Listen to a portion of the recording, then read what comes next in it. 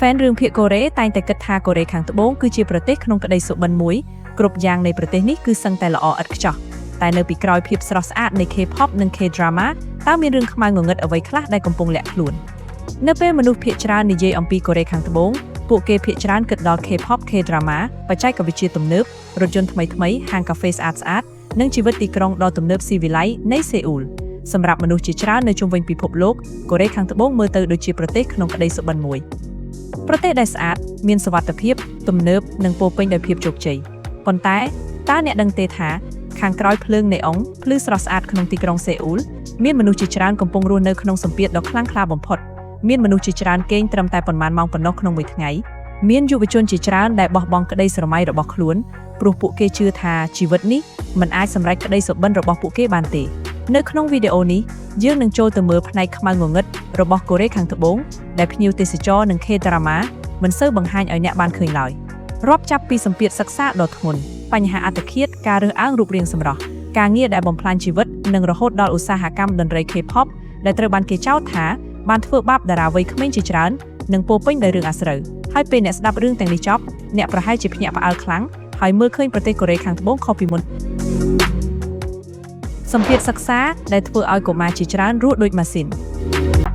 នៅក្នុងកូរ៉េខាងត្បូងការសិក្សាមិនមែនគ្រាន់តែជាការរៀនសូត្រឲ្យតែចប់ថ្នាក់ហើយបានសញ្ញាបត្រនោះទេ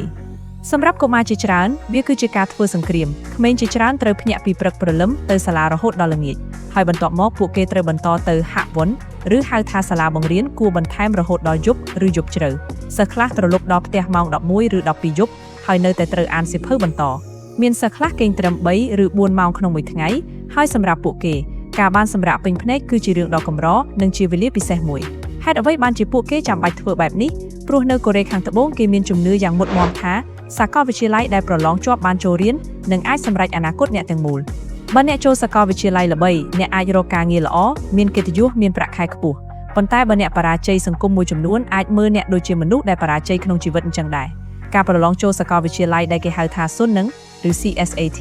គឺជារឿងដ៏ម៉ត់ចត់ខ្លាំងរហូតដល់ប្រទេសទាំងមូលត្រូវសហការជួយមានពេលខ្លះយន្តហោះត្រូវបដូរផ្លូវឬបន្ថយសំឡេងដើម្បីកុំឲ្យរំខានសិស្សពេលពួកគេកំពុងប្រឡងក្រុមប៉ូលីសតាមផ្លូវក៏ត្រូវជួយជូនសិស្សដែលមកប្រឡងយឺតផងដែរស្ដាប់ទៅដូចជារឿងធម្មតាប៉ុន្តែសម្រាប់សិស្សជាច្រើននៅកូរ៉េវាជាថ្ងៃដែលសម្រេចជីវិតពួកគេវាខុសឆ្ងាយពីការប្រឡងបាក់ឌុបនៅប្រទេសយើង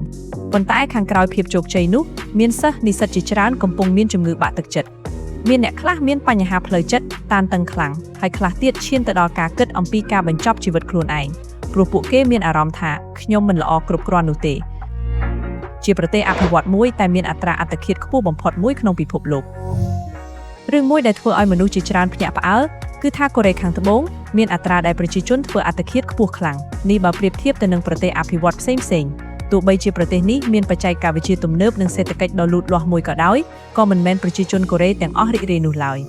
មូលហេតុមានច្រើនណាស់សម្ពាធការងារសម្ពាធសិក្សាបំណុលភាពឯកោនិងការប្រកួតប្រជែងដ៏គ្មានទីបញ្ចប់នៅក្នុងទីក្រុងធំៗមនុស្សរាប់លាននាក់រស់នៅជិតគ្នាប៉ុន្តែម្នាក់ៗមានអារម្មណ៍ថាឯកោខ្លាំងមនុស្សជាច្រើនមិនសូវនិយាយពីបញ្ហាផ្លូវចិត្តរបស់ខ្លួនទេព្រោះខ្លាចគេមើលមកថាជាមនុស្សទុនចិត្តអ្វីដែលធ្វើឲ្យពិភពលោកភ្ញាក់ផ្អើលជាញឹកញាប់គឺករណីតារាល្បីៗធ្វើអត្តឃាតតារា K-pop និងតារាសម្ដែងជាច្រើនដែលមើលទៅដូចរស់នៅជីវិតក្នុងសុបិនតែខាងក្នុងពួកគេគឺកំពុងរងសម្ពាធដ៏ធ្ងន់ធ្ងរពេលខ្លះការរិះគន់ត្រឹមតែបន្តិចលើអ៊ីនធឺណិតក៏អាចបំផ្លាញពួកគេទាំងស្រុងដែរមនុស្សជាច្រើននៅកូរ៉េខាងត្បូងចាប់ផ្ដើមនិយាយថាសង្គមនេះធ្វើឲ្យមនុស្សនឿយហត់ពេកហើយសម្រាប់យុវជនកូរ៉េខ្លះពួកគេមានអារម្មណ៍ថាទោះខំយ៉ាងណាក៏មិនអាចយកឈ្នះជីវិតបានដែរស្តង់ដារសម្រស់ដែលធ្វើឲ្យមនុស្សជាច្រើនស្អប់ខ្លួនឯងនៅប្រទេសកូរ៉េខាងត្បូងសម្រស់និងរូបរាងគឺជារឿងសំខាន់ខ្លាំងណាស់មនុស្សជាច្រើនមានអារម្មណ៍ថាបើមានរូបរាងមិនស្អាតគ្រប់គ្រាន់នោះអ្នកនឹងត្រូវសង្គមមើលរំលង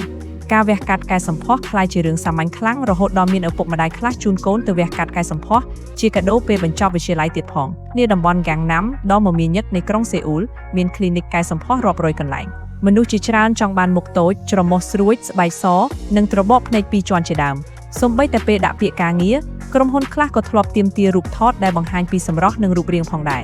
តែបញ្ហានោះគឺមនុស្សជាច្រើនចាប់ផ្ដើមប្រៀបធៀបខ្លួនឯងជាមួយតារាភាពយន្តនិង influencer លើបណ្ដាញសង្គមពួកគេចាប់ផ្ដើមមានអារម្មណ៍ថាខ្ញុំមិនស្អាតគ្រប់គ្រាន់ហើយពេលដែលសង្គមផ្ដល់តម្លៃលើរូបរាងនិងសម្រស់ខ្លាំងពេកវាអាចនឹងបំផ្លាញទំនុកចិត្តរបស់មនុស្សជាច្រើន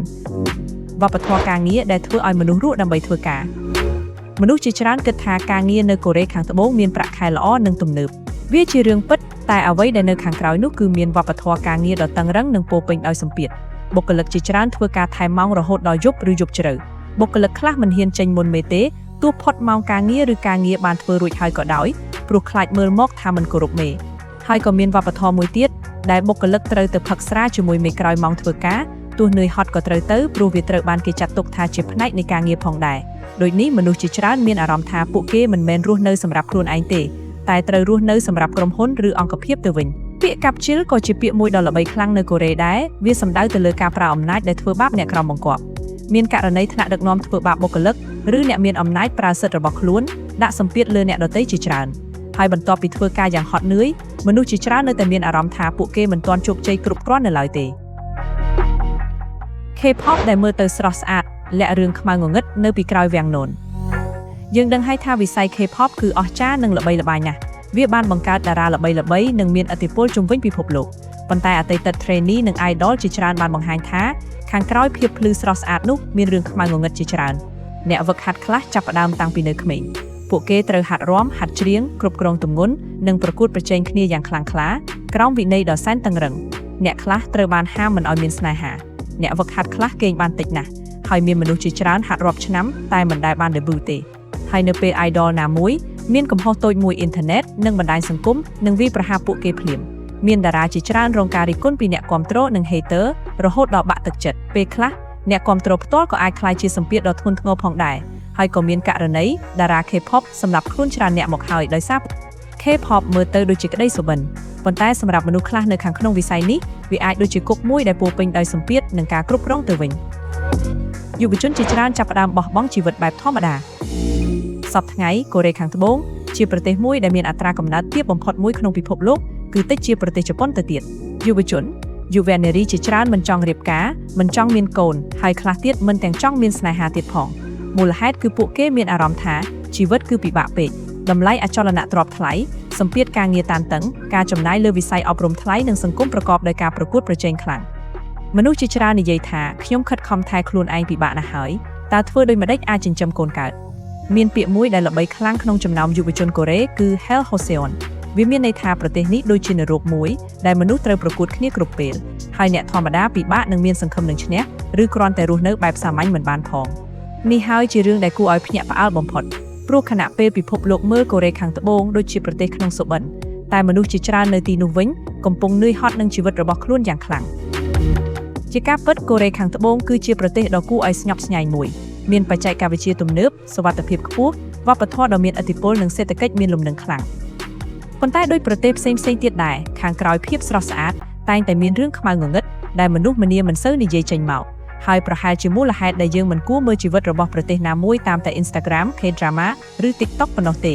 ព្រោះពេលខ្លះកន្លែងដែលមើលទៅល្អឥតខ្ចោះបំផុតអាចមានមនុស្សជាច្រើនកំពុងរស់នៅជាការឈឺចាប់នៅទីនោះ